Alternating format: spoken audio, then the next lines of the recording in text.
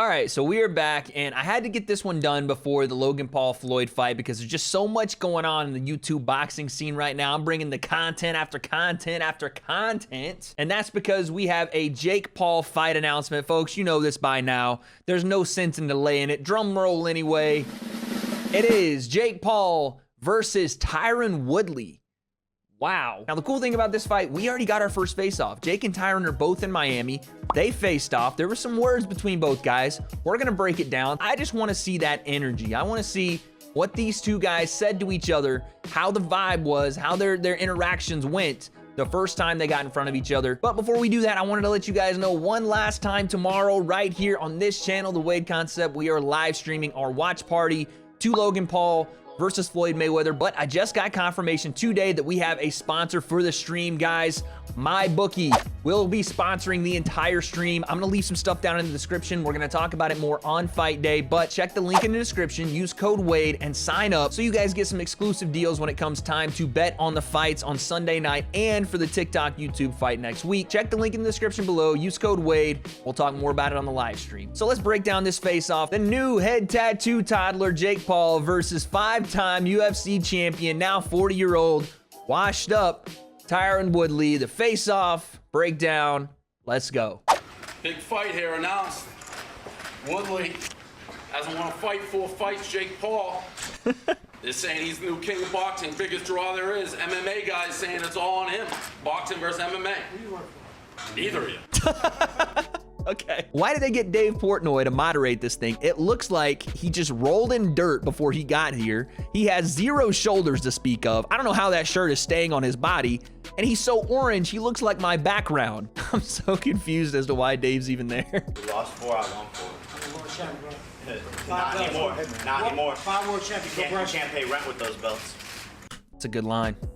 Can't pay rent with those belts? That's a good line. Jake's not usually the quickest on his feet.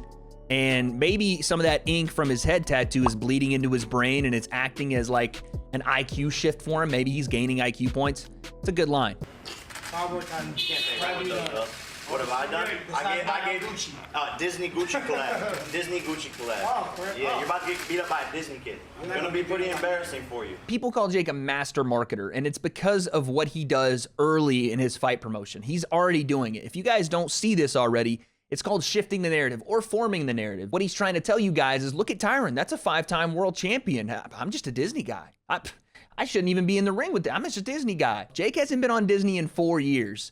And if we're talking about time frames, 4 years ago, Tyron Woodley was a far different fighter. Right now, neither guy is the same people. Jake is trying to convince you 2017 version of Tyron is getting in there with 2017 version of Jake. Don't get fooled by this narrative switch. Jake isn't a Disney kid anymore, and Tyron's not a world champion anymore.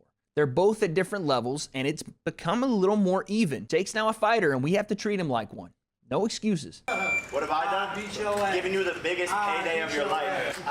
Oh my God. Tyron's rapping. Oh my God. You know, I read something on Twitter as soon as this fight was announced. It said, Tyron Woodley versus Jake Paul. Loser has to stop rapping. And winner also has to stop rapping. Hey, remember when I knocked out your best friend? What you gonna do differently? What you gonna do differently? Because you were coaching your best friend. You were coaching your best friend. What you gonna do differently? So Jake's gonna poke Tyron here with the Ben Askren knockout. Hey, you remember when I knocked out your best friend? What are you gonna do different because you were coaching him? Tyron Woodley came in during fight week in his corner, meaning he didn't spend any time in training camp with him. So there wasn't a lot of instruction from Tyron heading into this fight. Again, just some narrative shifting you see from Jake here. Oh, what are you gonna do different? You coached him. Tyron was in his corner, but the fight didn't go past the first round. There wasn't any corner instruction. So it wasn't like Tyron could really make any adjustments with him. Also, we get a Tyron Woodley prediction there. He says he's gonna put Jake down in 1 round. I like how I'm hearing Tyron talk. There's more emotion involved. Maybe this is the little resurgence he needed to get back on track. Again, 40 years old, hasn't won a fight in 3 years. I understand all that. It's still Tyron Woodley we're talking about. I like it. Everybody here. You were coaching your best friend. I knocked him out in 1 round. Adding a no bitch out clause for this dude. Because once you start seeing him training and grinding, you gonna fucking go bitch. You gonna fake a hymen injury. He told him he was gonna fake a hymen injury. I gotta say, I like this Tyron right here. He's holding his own in this little back and forth, and Tyron's never been known as a great trash talker, but that right there isn't fight promotion talk from Tyron Woodley. That's from the soul. He means that. And your first round like Benjamin, booty and center. First round. Tyron just said Jake's breath smells like booty and cinnamon. Benjamin. I don't want to know what Tyron Woodley does in his free time on the weekends, but it seems like since his time in Miami, he might have stopped at a couple of strip clubs along the coast. I don't know where he got that name, Benjamin, but I'm pretty sure he owes her a couple $100 from the night before. You're going down in 1 round, just like your best friend. So Jake says he's going to put Tyron down in 1 round. Interesting. How you gonna If you're so confident, if you win, I'll double your How you purse. gonna do it? If you win, I'll double your purse. If you lose, you have to donate your purse to my charity. Deal or no deal? If you win, I'll double your purse. If you lose, you donate your whole purse to charity. Put your money where your mouth is. Yeah. Or he won't do it. All right, so this is something that Jake continues to do. He did it with Ben Askren. Jake flexes how he co-promotes when he does these fights, right? He's like, oh, I'll pay you this. I'll pay you that. These guys have already signed contract, and Jake now wants Tyron to go back on his contract, rewrite it into a clause that says if Tyron is so confident that he's gonna win, Jake will double his purse if he wins, but if Tyron loses, he has to give his purse to Jake's charity. Jake talks about how much he's in favor of fighter pay and how the fights are about the fighters and that the promoter should be giving him their money, and goes on this massive tirade against Dana White. And fair play, I agree, fighters should be paid more too. But in the same 30-minute span, this fucking scumbag looks dead in Tyron Woodley's eyes and basically says, hey Tyron, you know that life-changing money you're gonna get for this fight? If you're so confident, bet it all. Bet it all, and if you lose, I'm gonna take it all from you. How's that for fighter pay? And you know the easiest counterpoint is, well, Jake, if you're so confident, why don't you put up your entire purse? How about that? And then listen, if you wanted to make it an even bet, Jake puts up his entire purse, Tyron puts up his entire purse, winner take all. But Jake didn't mention that, did he? No, he didn't offer to bet anything on his end. He just offered to be the big promoter man that's, hey, you know what? I'll double your money. But if you lose, all that life-changing money, all that stuff I'm talking about, fighter pay, nah, I'll just take it all from you. Scumbag, hypocrite. I told you guys, he doesn't give a shit about fighter pay. He says all these things for nice headlines, but all he really wants, power and control.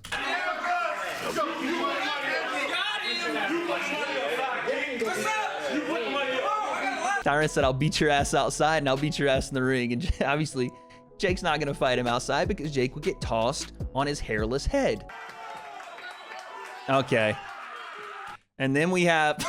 Look at his fucking face. We had to end this thing off with Jake Paul doing his Make-A-Wish kid impression of his biggest hero, Conor McGregor. I'm a Conor fan, but this is full-on identity theft at this point. We gotta check Jake's ID and make sure this guy's not like slowly adding letters and changing his location and where he was born. It's like, Jake McPolliger from Ireland.